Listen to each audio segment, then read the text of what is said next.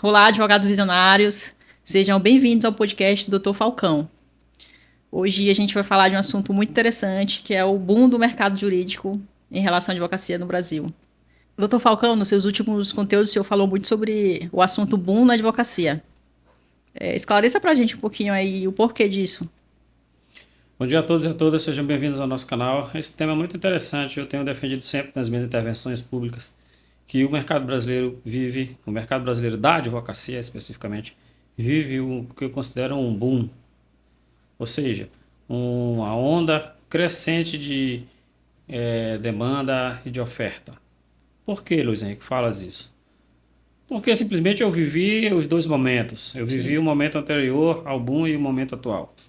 O momento anterior era o momento do mundo analógico, que eu chamo. Os processos eram de papel, eram processos lentos, complexos, custosos, tanto do ponto de vista de tempo como do ponto de vista financeiro, eram processos de um custo elevado.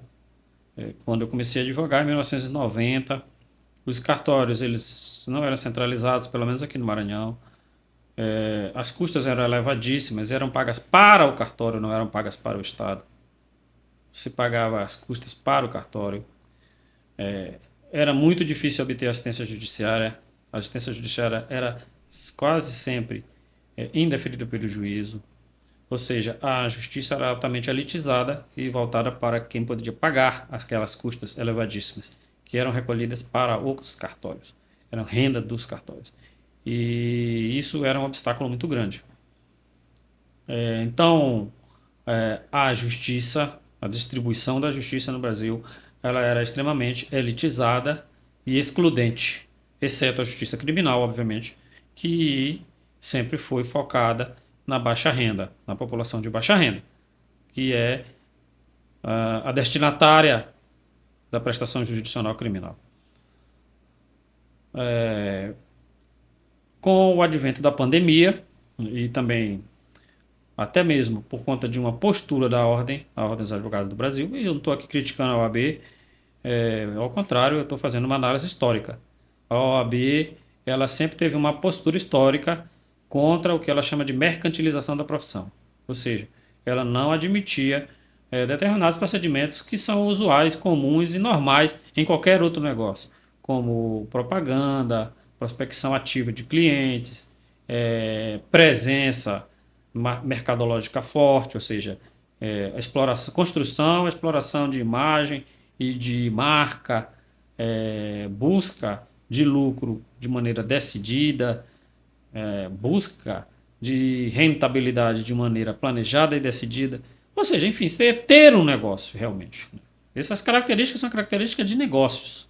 Todos os negócios, até por definição, têm essa índole e esses requisitos. E a advocacia não era permitido que se usufruísse e utilizasse desses instrumentos. Esses são instrumentos de formação de negócios. E então, com o advento da pandemia,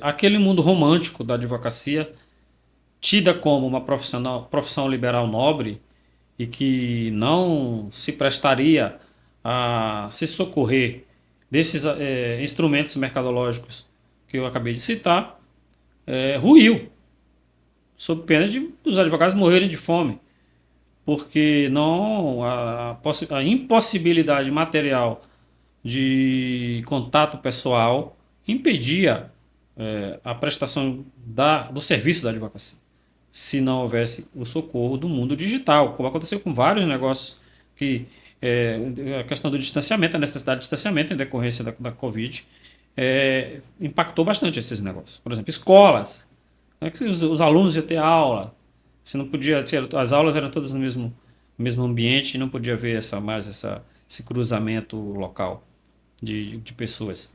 Então, aí vamos para ter aula virtual.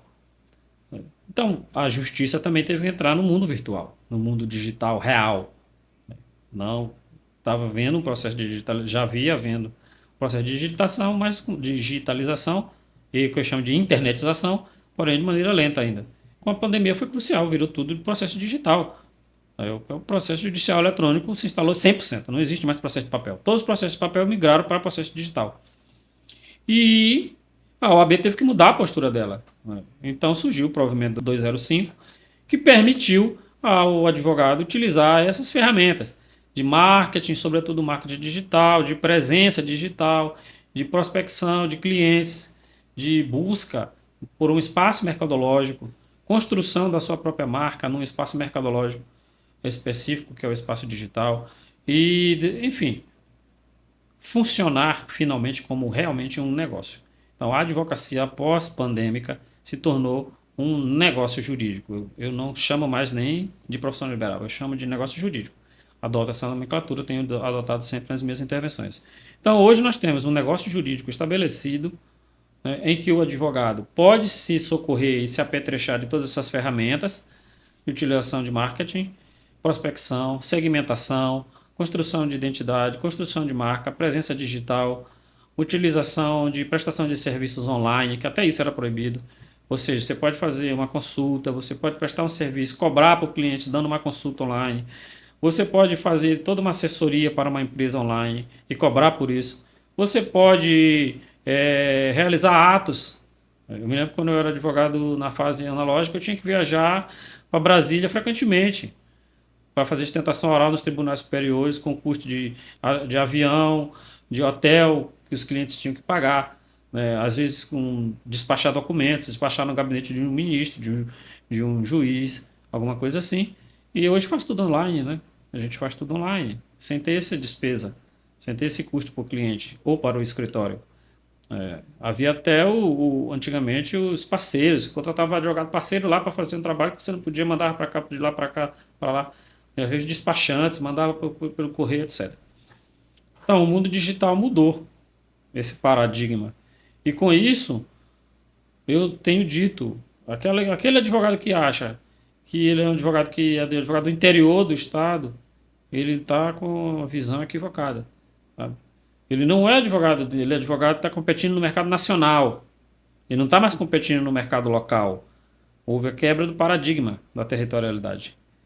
Não existe mais o mercado local. O mercado jurídico nacional é nacional.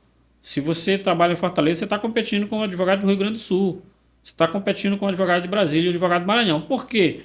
Porque o advogado do Maranhão pode fazer uma campanha pela internet direcionada para Fortaleza, onde ele oferece o produto dele, o serviço dele, a expertise dele, ele tem uma boa comunicação, ele tem uma boa peça publicitária, ele invade o mercado de Fortaleza e capta clientes em Fortaleza. Atende pela internet, faz as audiências e as entrevistas pela internet, subscreve todos os documentos utilizando a assinatura eletrônica, DocuSign da vida ou outro qualquer similar, e protocola tudo utilizando o certificado digital dele na cidade dele lá em Fortaleza. E faz acompanhamento dos processos. Quando tiver audiência, ele faz a audiência pela internet. Ou seja, ele está competindo com o advogado de Fortaleza e vice-versa, né? Então, essa circunstância leva ao mercado nacional, ao mercado jurídico da advocacia ser hoje nacional, pelo menos nacional. Em alguns nichos e subnichos até internacional. Então, por exemplo, se o cidadão trabalha na área de propriedade industrial, ele é advogado especialista em propriedade industrial. Ele está competindo com os escritórios do mundo, né, que vêm aqui disputar marcas, a defesa e a prospecção de marcas de renome para proteção e para proteger de ataques e de desvios. Então, isso é um boom de serviço e de demanda também. A demanda porque hoje você pode prospectar demanda em qualquer cidade, você pode segmentar, você pode prospectar demanda em Salvador, no Rio de Janeiro, em São Paulo, em Brasília, onde você quiser. Por isso, eu digo que com essa super oferta, essa super demanda, estamos diante de um boom no mercado jurídico da advocacia. Doutor, realmente, esse provimento da OAB mudou bastante o mercado da advocacia aqui no Brasil. Por mais que eu não concorde com essas limitações que ainda continuaram, porque eu creio que seja um atrapalho na vida do advogado que tem uma visão empresarial. Porque, por exemplo, se ele quiser colocar um outdoor, ele não pode se utilizar disso. Fazer uma propaganda mais agressiva, porque eu sou a favor desse tipo de abordagem. Eu trabalho com isso, então sou totalmente favorável. Saindo um pouquinho desse assunto indo para outro. Na sua opinião, sobre saturação de mercado. O senhor anda defendendo que a advocacia não está saturada. que é uma crença limitante. Pode falar um pouquinho para a gente sobre isso? As pessoas fazem uma conta matemática, enviesada, inclusive, né? Eu tenho boa formação em matemática, até porque eu fui estudante de engenharia, fiz engenharia civil, fiz 2 cursos de engenharia. Eu não concluí os cursos, mas eu fui bastante avançado. Eu tenho uma boa formação em matemática. Um dos erros, as maiores falácias são cometidas em nome da estatística. A interpretação e aplicação equivocada de conceitos estatísticos geram falácias e distorções gigantescas e que conseguem ludibriar, não quero usar a palavra ludibriar porque ela tem uma conotação pejorativa, mas vamos usar um eufemismo aqui, enganar com facilidade as pessoas que não têm noção desses contextos estatísticos. Então, eu vejo sempre a utilização dessas armadilhas de conceitos estatísticos, baseados em conceitos estatísticos falaciosos. Então, seja assim, o mercado jurídico brasileiro está saturado. Aí o cara faz uma conta matemática linear. Não, porque por ano saem 200 mil bacharéis em direito que as universidades formam, as universidades e faculdades formam. 60 mil passam na prova da B e viram advogados. Então, o mercado está saturado. Aí, até o Lula outro dia falou uma bobagem. Não, porque na Índia, a Índia tem 2 bilhões de habitantes e só tem 20 milhões de advogados. No Brasil, tem 200 milhões de habitantes e tem 10 milhões de advogados. Então, no Brasil tem advogado demais. Quem não entende, acredita. E quem não tem senso crítico. Você não pode comparar laranja com banana. Primeiro, no caso dessa hipótese da Índia, que foi dado esse exemplo. A Índia é um país com uma estrutura econômica absurdamente diferente da estrutura econômica brasileira. E a estrutura econômica repercute e influencia diretamente na complexidade jurídica da sociedade. O contexto jurídico é uma espécie de invólucro normativo da atividade econômica. Então, se você não pode comparar uma realidade da Índia com a realidade brasileira, porque a realidade econômica da Índia, financeira, gera um arcabouço jurídico peculiar, absurdamente diferente do arcabouço jurídico brasileiro, cuja perspectiva econômico-financeira é totalmente diversa da indiana. Mas não é só a questão econômico-financeira, é também a questão social. A tessitura social da Índia é absurdamente diferente da brasileira.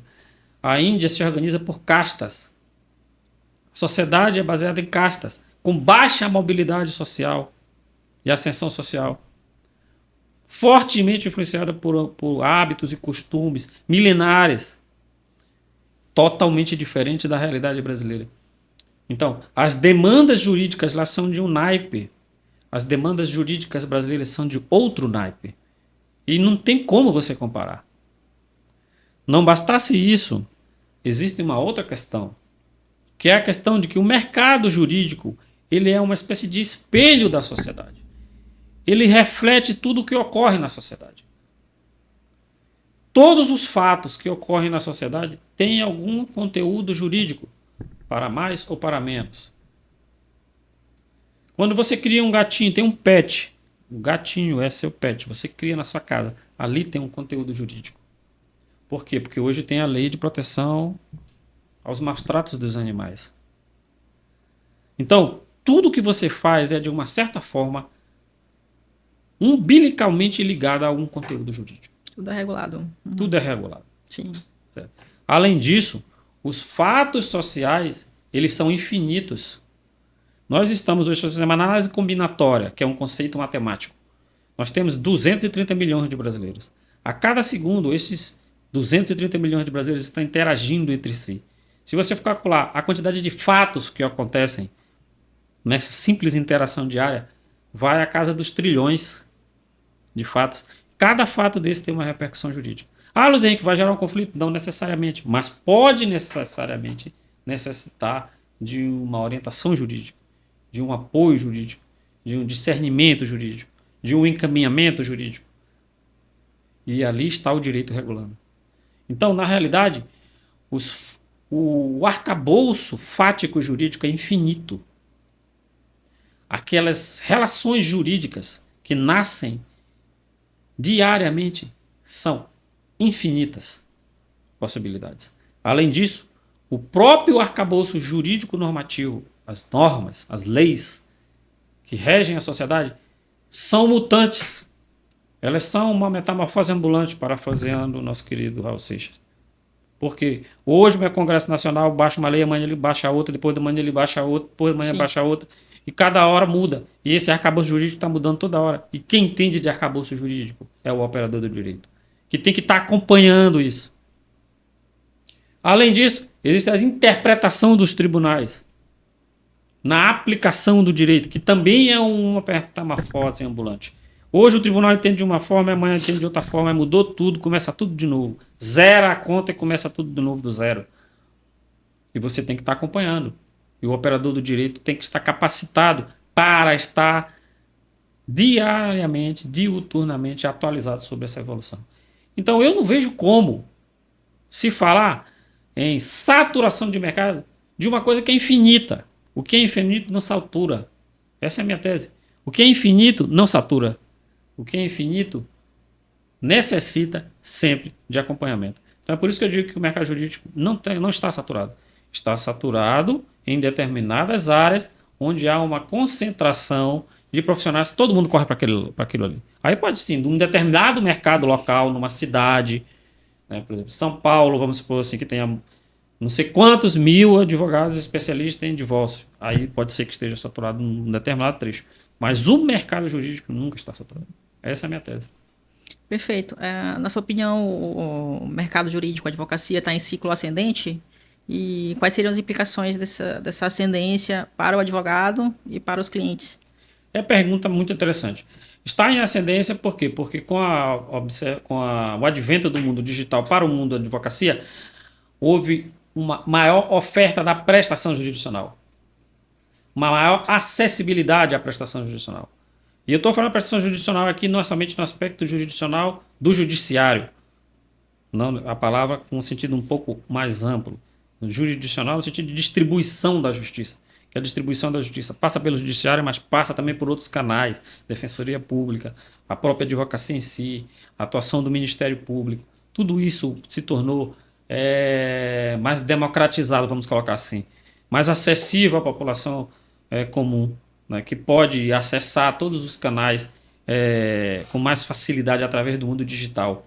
Então isso se torna, de um lado, para efeito da civilidade da vida em sociedade, uma benesse, porque as pessoas podem ter acesso a uma prestação jurisdicional mais completa, mais efetiva, mais eficaz, mais rápida, mais instantânea. E ao mesmo tempo, do lado da oferta do serviço, porque esse serviço permitiu essa nova fase permitiu que esse serviço se capilarize mais, se penetre mais na tessitura social e, consequentemente, a entrega seja maior. Por isso que eu digo que o mercado está num boom, porque, a meus olhos, no meu sentir, essa explosão, essa capilarização decorrente do mundo digital. Perfeito. E quais seriam as implicações negativas desse desconhecimento desse boom da advocacia pelos advogados? Eu vejo, assim, primeiro de um lado, assim, altamente perigoso, porque as pessoas que não participarem do boom, elas estão sendo excluídas do mercado. Elas estão sendo excluídas do mercado. Elas não estão perdendo posicionamento, né? Então, elas estão ficando esquecidas. Então, você precisa se atualizar, você precisa participar. Se você quer ser viver da advocacia, se você quer ser um operador do direito eficaz. Se você não tem esse compromisso, aí é uma opção de vida. Não estou aqui para criticar ninguém. Então, assim, essa dinâmica moderna do mercado jurídico, que se tornou mais capilarizada, mais influente, mais presencial, mais eficaz, ao mesmo tempo que abre portas de oportunidades para quem quer explorar, fecha portas para os que estão imobilizados. Aqueles que não se posicionam adequadamente no mercado e que, consequentemente, perdem o bonde da história. Então, se você está perdendo o bonde da história, significa que você vai ficar numa quadra vencida. Você não vai conseguir se posicionar, né? Então, hoje, qualquer criança sabe mexer com rede social, sabe mexer com ferramentas tecnológicas modernas e tal, e tal, e tal. E você tem que se atualizar nessa quadra, senão você vai ser ultrapassado. Como que esses advogados que são iniciantes podem chegar a esse momento eureka e se aproveitar desse boom da advocacia? Olha, o boom da advocacia, mais ainda para os advogados novos, é uma grande oportunidade de negócio. Por quê? Porque no meu tempo, eu faço sempre essa comparação. Porque é a experiência que eu tenho, é a minha vida. Era muito mais difícil entrar no mercado jurídico. As barreiras de entrada eram gigantescas. Eram muito maiores, muito mais complexas, muito mais intransponíveis do que hoje. Por exemplo, aqui em São Luís do Maranhão, a quantidade. É um exemplo bem simplório, mas real. Aqui em São Luís do Maranhão, na década de 90, 1990, quando eu comecei na advocacia, a quantidade de imóveis disponíveis para locação, para montar o escritório era ínfima. Você anda em São Luís hoje, você vê prédio para tudo quanto é lugar. Naquela época tinha 3, 4, 5 prédios em São Luís. Prédios comerciais, não havia prédios comerciais. Eu vi Caiçara, na Rua Grande, que ninguém sabe mais nem o que é. Caiçara, o prédio Caiçara. Sim. Entendeu? Então, aqueles prédios todos que tem ali no Renascença, comerciais e não sei o que, com salas, não existia nada disso. Os escritórios eram em casas, caríssimas. Eu alugava uma casa inteira. Eu aluguei uma casa inteira para alugar, quando eu já estava já estabelecido. Entendeu? Você alugava casa. Então, isso era uma barreira de entrada. Outra coisa, as custas, como eu falei, a descentralização da justiça, uma série de problemas. Então, hoje, o sujeito com um notebook desse, um certificado digital, a carteira da OAB, ele monta um escritório na casa dele em home office, pode atender pessoas de todo o Brasil sabendo se posicionar, passando por um processo de treinamento. Hoje em dia, até para treinamento, você pode fazer treinamento pela internet. No meu tempo, eu pensei em fazer especialização em direito do trabalho. Olha só. Não havia curso de especialização em direito do trabalho em São Luís do Maranhão. Eu tinha que viajar para Brasília, São Paulo ou Rio de Janeiro para fazer especialização em direito do trabalho em uma faculdade de lá, com os custos de transporte, habitação, moradia, alimentação e para outra cidade. Hoje, toda e qualquer faculdade tem curso de especialização. Aí online, então, você tem um mundo na mão em online aí, para você fazer o que você quiser. Acho que até mestrado ainda já está fazendo pela internet. Doutorado eu não sei. Então, a vida, ao mesmo tempo que ela fica mais complexa por um lado, ela fica mais fácil por outro. Com toda essa parafernália da digitalização e da automação. Então, eu não vejo assim, por que você não superar essas barreiras de entrada, sabe? Então, eu acho que hoje está muito mais fácil. Nos últimos anos, houve uma explosão de faculdade de direito aqui no Brasil. E, em decorrência disso, saem muitos formandos, cerca de 200 mil por ano. E como que esse número impacta no mercado jurídico brasileiro? E se é só esse fator que diz que o mercado, em tese, estaria saturado? A primeira coisa pelo meu conhecimento, né, isso é um conhecimento empírico. Eu realmente não procurei os dados estatísticos, mas eu tenho um conhecimento empírico que de cada 10 que se formam, porque o sujeito se forma bacharel em direito, ele não se forma advogado, certo? Existem 17 profissões privativas de quem concluiu o curso bacharel em direito. Dessas 17 profissões, 15 são profissões ligadas ao Estado. Ou seja, o cidadão que ingressa nessas carreiras, ele passa a ser um servidor público qualificado. Ele pode ser promotor de justiça, ele pode ser juiz, ele pode ser delegado de polícia, ele pode ser técnico judiciário, ele pode, sei lá, são 17. Defensor público, delegado de polícia federal, não sei o que, são 17. Todas elas são sujeitas a servidor público. Só 2 ele vai ser profissional. empreendedor? É o consultor advogado. Ou seja, vai trabalhar por conta própria. Certo?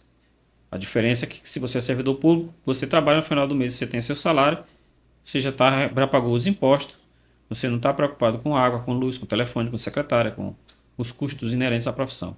E se você é advogado ou é consultor, você tem que arcar com esses custos. Você tem que pagar. Se você não pagar, para de funcionar. Por que eu estou falando isso? Porque, estatisticamente, aí de que é um conhecimento empírico, de cada 10, 8 viram servidor público. Vão fazer concurso e passar. E ingressar no aparelho do Estado. Portanto, eles não estão participando do mercado jurídico da advocacia. Eles podem até ficar advocacia durante um certo tempo, porque precisa de tempo de prática jurídica para poder passar no concurso. Aí a prática jurídica obtém numa advocacia provisória. Mas depois eles saem da advocacia e vão para o servidor público. Aí sobram 20%, 2 de cada 10. Desses 2 que sobram, um desiste da profissão, vai fazer outra coisa, vai ser empresário, jogador de futebol, sei lá, DJ, surfista, qualquer profissão. Um fica para ser realmente um advogado. Então é 10%. E desses 10%, muitos desistem no meio do caminho. Por exemplo, na minha turma eu sei disso porque o número são múltiplos de 6. A minha turma, quando eu me formei em 1990, eram 66 formandos. Porque a Universidade Federal do Maranhão unia a turma da manhã com a turma da noite. Então deu 66 formandos. Múltiplo de 6. Desses 66, somente 6 viraram advogados. Hoje em dia, eu sei todos os nomes de cor, quem são os advogados. Além de mim, mais 5 da minha turma. Todos os outros foram ser servidor público ou desistiram da profissão. Foram fazer outra coisa. Dono de posto de gasolina, dono de fazenda no interior do estado, virou político, deputado, virou, sei lá, até governador do estado na minha época. Teve. Entendeu? Então, a conta não é essa assim, linear. 200 e 200 vão para o mercado da advocacia. Não é verdade. Então, isso é uma falácia. Perfeito. E esse quantitativo de novos entrantes no mercado jurídico, como que eles impactam o valor dos honorários dos advogados? Porque eu vejo que há advogados que cobram abaixo da tabela do AB. Acaba, não sei se é por desespero, não sei se é para pegar tudo que aparece, como se fosse um clínico geral. Porque o mínimo aceitável seria a tabela do AB. E tem uma parcela de advogados que não respeitam. Olha, o preço indica o valor. Então, aquilo que você cobra emite uma mensagem de valor para o seu cliente. E ele vai lhe dar o tratamento de acordo com a sua estatura. Então, se você não tem uma política de preço definida que reflita o seu valor, é o primeiro erro estratégico. O advogado ele está num mercado que não, teoricamente, pelo menos, na minha visão, não deveria competir pelo preço. O mercado que compete pelo preço é o mercado de commodities. As commodities são aqueles produtos que se caracterizam por serem indistinguíveis. Então, quando você vai no supermercado comprar arroz, para você o que interessa é o arroz. Não interessa a marca, se é tio João, tio José, tio Josefa, não interessa. Aquilo ali é uma commodity. Você não vai deixar de comprar um arroz de R$8 para comprar um de 10 só porque é tio João. Você vai olhar se o arroz está de qualidade. Se tiver, você compra um de 7, de 8. Pelo saco você vê se tem qualidade. A gasolina é a mesma coisa. Inventaram gasolina aditivada é uma falácia. Negócio de aditivar é só conversa. Tentaram sair do nicho de commodity, mas não conseguiram. Gasolina é gasolina. O que vai fazer o seu carro ter durabilidade é o tratamento que você dá para ele. A manutenção no prazo, a limpeza, corretinho. Não é o uso da gasolina A, B ou C. Gasolina é commodity. O preço não interessa. Não é, sabe? O preço é padronizado. O preço é R$5 o litro, tanto faz ser um como o outro, é R$5 o litro. Então, quando o advogado vai para esse lado de competir pelo preço, ele está comoditizando o serviço dele. Ele Sim. está se transformando na commodity, ou seja, em algo indistinguível. Por cliente, tanto faz ser ele como o outro, que cobra a mesma coisa. O que o advogado tem que fazer, que é estratégico para ele, é ele imprimir a marca dele e criar valor para ele. Como é que ele faz isso? Sobretudo através do tratamento, do atendimento, né, da preparação técnica, do fato de ele passar confiança para o cliente dele. Eu prefiro pagar 15 mil. Eu contrato advogados para mim, eu sou advogado há 34 anos. Mas eu tenho a consciência de que eu não sou onipotente, nem onipresente, nem onisciente. Determinados nichos de mercado que eu não entendo, por que eu vou dizer só porque eu sou advogado eu vou entrar? Eu sei que eu vou perder se eu fazer isso aí. Eu vou e contrato o cara que é especialista naquele ali. E quando Sim. eu vou contratar, eu contrato aquele que é melhor. Não quero nem saber o preço. Eu quero contratar aquele que me dá confiança, que eu sinto, que eu converso com ele, eu vejo que ele está falando de um assunto, que ele entende daquele assunto, que ele tem conhecimento, que ele tem postura, que ele passa confiança, que ele me dá atenção, que ele me atende bem. Quando eu estou nessa. Atendeu esses requisitos, eu não quero nem saber. Eu quero ir para casa dormir tranquilo, porque eu sei que o meu advogado está cuidando do meu trabalho, da minha questão. E isso daí não se mede pelo preço. Entendeu? Então, portanto, é irrelevante a quantidade de pessoas que entram. O que vai interessar é o quê? A postura do advogado no mercado dele, no subnicho dele. Se ele tiver uma postura boa no mercado dele, no subnicho dele, ele criar uma referência, as pessoas valorizarem o trabalho dele, ele não vira commodity. Sim, e ele deve saber, no mínimo, quanto custa a hora dele trabalhada e quanto custa a hora da ação judicial. Sem esses parâmetros fica difícil para ele também.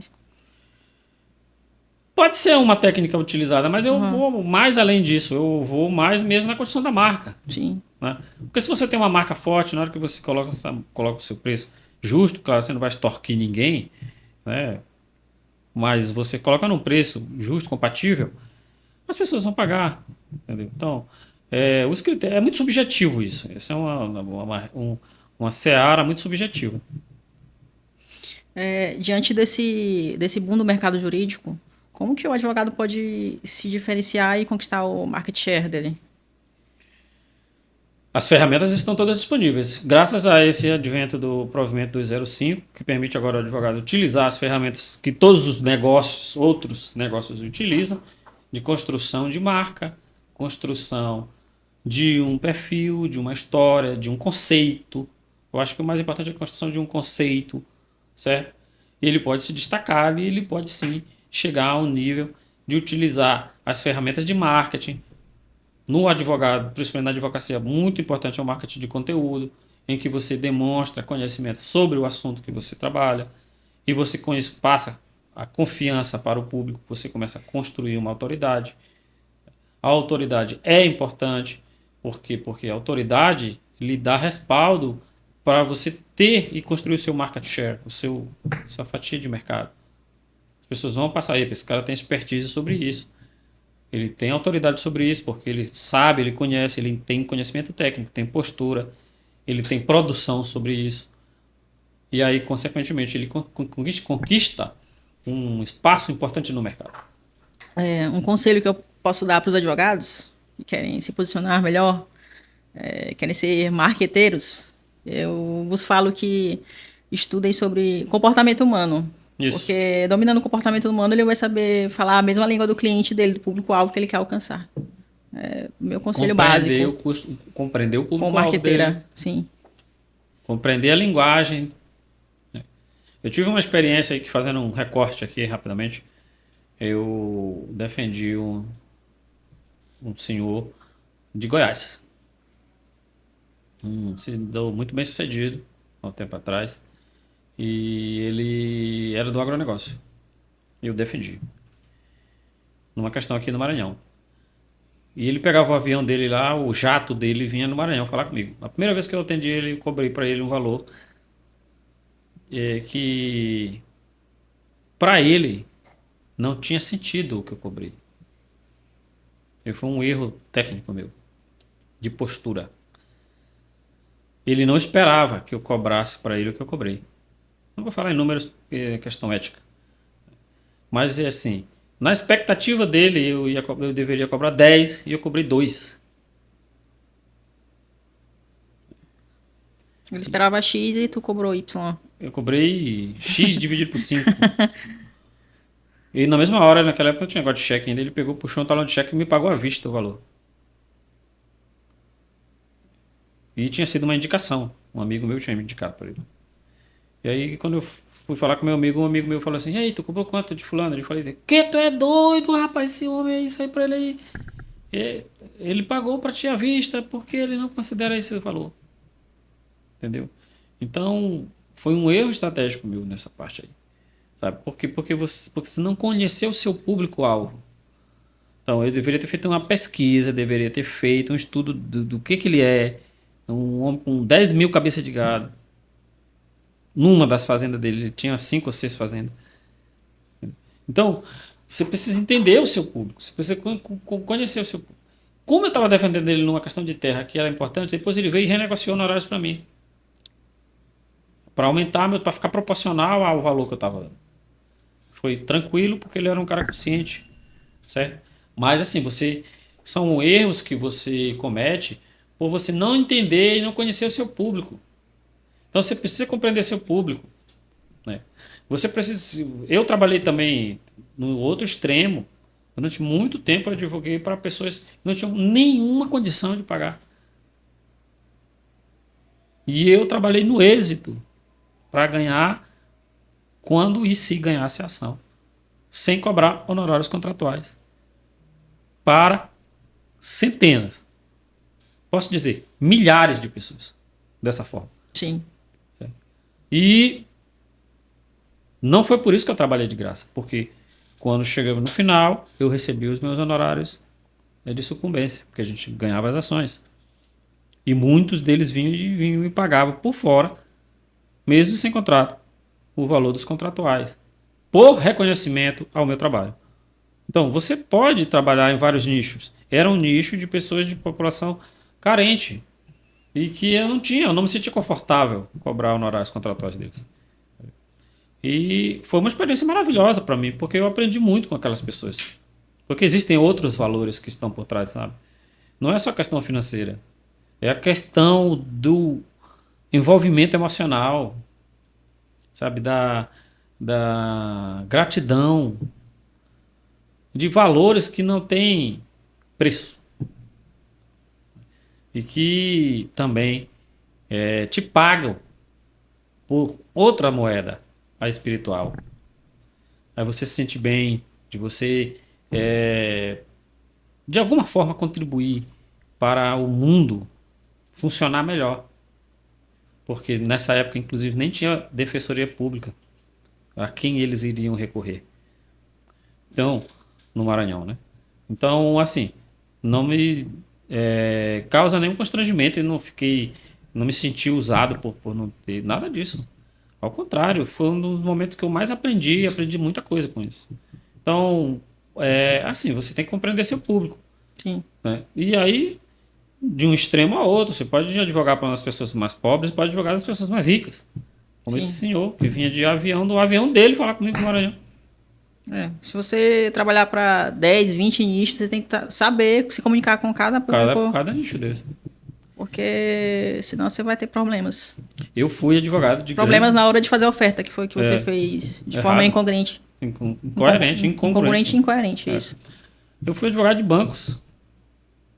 Fui advogado de grandes bancos, Banco do Brasil, Banco Sim. Fiat, Banco Lloyd, Banco Mercedes. Eu fui advogado de bancos. Então os bancos também são desse naipe aí, extremamente exigentes. Para finalizar, doutor, qual que está sendo sua postura diante desse mundo do mercado e do seu negócio jurídico? Boa pergunta. Nós estamos fazendo uma expansão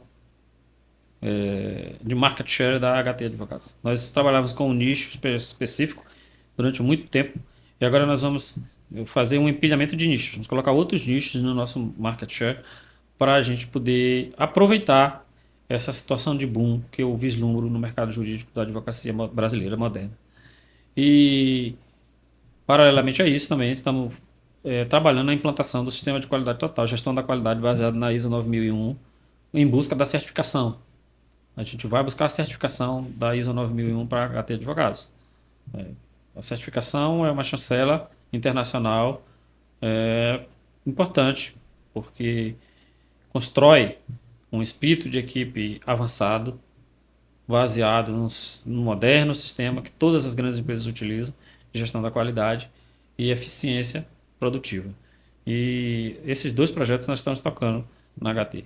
Implantação do sistema de qualidade total e ampliação do market share para outros subnichos de mercado através da utilização das ferramentas do mercado digital. Doutor, foi um prazer lhe entrevistar mais uma vez. Em breve retornaremos com mais um episódio. E eu quero agradecer para você que assistiu até aqui no nosso episódio. Continuaremos com novidades semana que vem. Curta a nossa página, dê um like, siga o Dr. Falcão no Instagram também, Dr. Falcão ADV, e até a próxima.